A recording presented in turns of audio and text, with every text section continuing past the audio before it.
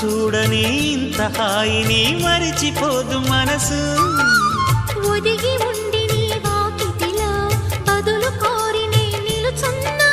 దారి తెలియని చీకటిలో వెలుగు చూసి కాదంటానా. ఊరించి ఇది ఏ మాసం? ప్రేమించే ప్రతి గుండెను అందెల సందడి చేసే హేమంతం ఇది.